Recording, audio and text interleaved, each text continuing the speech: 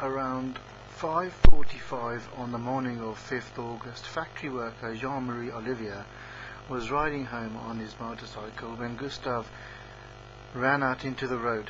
Gustave was shouting and seemed to be in great distress. He told Oliver that there was a body on the bank of the river, and he thought that there was a murder involved. Oliver left immediately to inform the gendarmes in Oraison, O-R-A-I-S-O-N. Faustin Roure arrived to survey the damage caused by the landslide about 7 a.m. in the morning. By the railway track he met Clovis Dominci, Gaston's eldest son, with a railwayman named Marcel Boya. They had found the bodies of a man, a woman and a small girl near to a car. It was about 7:15 a.m. before the first policeman arrived at the scene of the crime. Police Sergeant Louis Romanet and a gendarme called Bouchier were approaching the scene when they were met by Amy Perrin, or as I pronounce it, I don't know, whose brother was married to a Dominici daughter. The family had apparently grown anxious at the length of time it was taking the police to arrive, which was 15 minutes, and had dispatched a search party to see if they were coming. Once they reached the spots, they were in a hurry to see the cops. Once they to get over and done with, and perhaps, I don't know.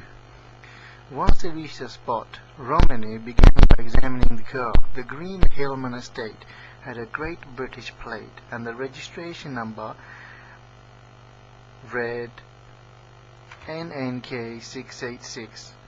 It was parked on the side of the road on a gravel patch and underneath a mulberry tree. The inside of the car was in total disarray, and the policeman noticed a shred of flesh that had been caught in the rear bumper. Together with Bouchier, Romnet made a complete inventory of the articles lying around the car. There was a camper bed with some rugs draped over it, 2 seats, a child's hat, some money, a notebook with English writing in it. Bouchier and Romanet then began examining the bodies of the victims. The first body that they saw was that of the woman. Obviously they would be attracted to the woman first. If it were female, they would have been attracted to the man. Anyway, she was partly covered by a rug. They obviously thinking was under the rug, most probably, which concealed the upper half of her body. The woman was in her 40s, brown-haired and stockily built. She was wearing a red flowery dress, and her arms and legs were bare. Under one arm there was a large bullet wound. Rigor mortis had already set in, so she had been dead for some hours.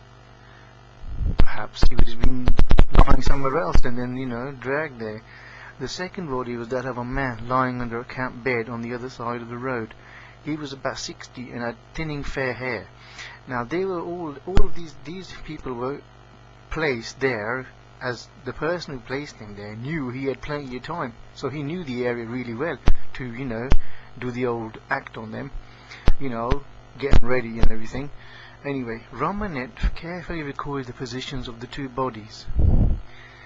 Sorry, going back, he was about 60 and had thinning fair hair, a small moustache and a gaping bullet wound in his chest.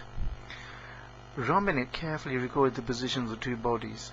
Now this person who had a bullet wound in his chest, obviously whoever shot him just shot him, you know what I mean, just moved his arm up and pulled the trigger. He didn't care where the bullet was going to go, however it landed in his chest. Because it landed in his chest, so it doesn't say, it doesn't say heart, so I'm, assuming chest, is all over his chest. The man was lying with his head towards La Brulaine. Hang on a minute, go back to Romanet carefully recorded the positions of the 2 bodies, a detail that was to prove very important in the ensuing investigations. The man was lying with his head towards La Brulaine, in the direction of Marseille. His body was hunched up, and a trail of blood could be followed from a mortar sprinkler on the other side of the road, where he had obviously tried to escape from his assailant. The woman was lying to the left of the car and at a right angle to it. More on this investigation later.